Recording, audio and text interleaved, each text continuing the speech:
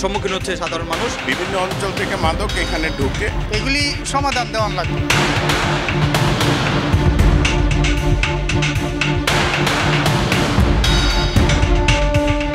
প্রকাশ্যে মাদক সেবনের এই দৃশ্য গাজীপুরের টঙ্গী পূর্ব থানার ১০০ মিটারের মধ্যে।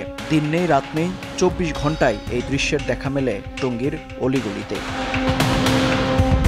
শুধু মাদক সেবন নয়, টঙ্গী এখন দেশের সবচেয়ে বড় মাদকের বাজারে পরিণত হয়েছে। গাজীপুর শহরে মোট ৩০টি বস্তির মধ্যে টঙ্গীতে রয়েছে ১৯টি। আর এসব বস্তি পরিণত হয়েছে রমরমা কারবারের হটস্পটে। গাজীপুরের মধ্যে যে কটি মাদকের বাজার রয়েছে তার মধ্যে এই মাজার বস্তি অন্যতম। ঢাকা ময়মনসিংহ মহাসড়কের পাশে হওয়ায় দেশের যে কোনো প্রান্ত থেকে লোকজন এসে এখান থেকে মাদক নিয়ে আবার এই পথ ধরেই চলে যায়। এখানকার মাদক কারবারিরা এতটাই বেপরোয়া যে আইন শৃঙ্খলা বাহিনীর সদস্যরাও এর ভেতরে ঢোকার সাহস পায় না। বস্তির প্রবেশ মুখেই মাদক ব্যবসায়ীদের নিজস্ব সিসিটিভি ক্যামেরায় থাকে ২৪ ঘন্টার নজরদারি। বসানো হয়েছে কয়েক স্তরের তথ্য সরবরাহ ব্যবস্থা। গোপন কোড মেলাতে পারলেই পাওয়া যায় সেই অন্ধকার জগতের প্রবেশাধিকার। বছরখানেক আগে যৌথ বাহিনীর অভিযানে মেলে এর প্রমাণ। এরপর অভিযানে গেলে হামলার হাত থেকে রক্ষা পায়নি খোদ আইন শৃঙ্খলা বাহিনীর সদস্যরাও। প্রতিদিন ভয়াবহ চিন্তার সম্মুখীন হচ্ছে সাধারণ মানুষ।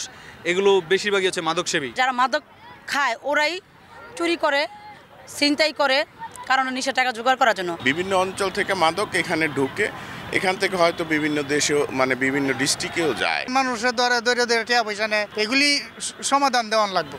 প্রকাশ্যে মাদকের বিরুদ্ধে ব্যবস্থা নিতে না পারলেও সম্প্রতি এই অপরাধীদের তালিকা তৈরি করেছে পুলিশ।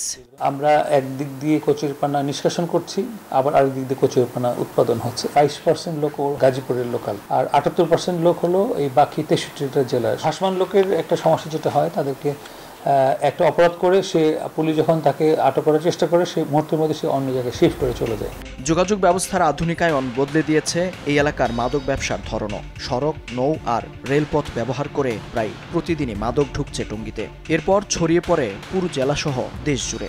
নাগরিক সমাজ বলছে, পট পরিবর্তনের পর মাদক নিয়ন্ত্রণের এই ব্যর্থতার দায় শুধু পুলিশের নয়, নিতে হবে রাজনীতিবিদদেরও। ক্ষমতার হাত বদল হয়েছে, কিন্তু মাদক নিয়ন্ত্রণে তেমন কোনো অগ্রগতি আমরা লক্ষ্য করি না। এটা অত্যন্ত হতাশার। যারা দেশ পরিচালনায় আছেন তারা যেন এই বিষয়টা অত্যন্ত গুরুত্বের সাথে গ্রহণ করেন। এরই মধ্যে মেট্রোপলিটন এলাকার প্রায় ৩,০০০ মাদক ব্যবসায়ীর তালিকা করেছে আইন শৃঙ্খলা বাহিনী। আর বছরে এখানে বেচাকেনা হয় কয়েকশো কোটি টাকার মাদক। মেহেদী হাসান, সময় সংবাদ, গাজীপুর।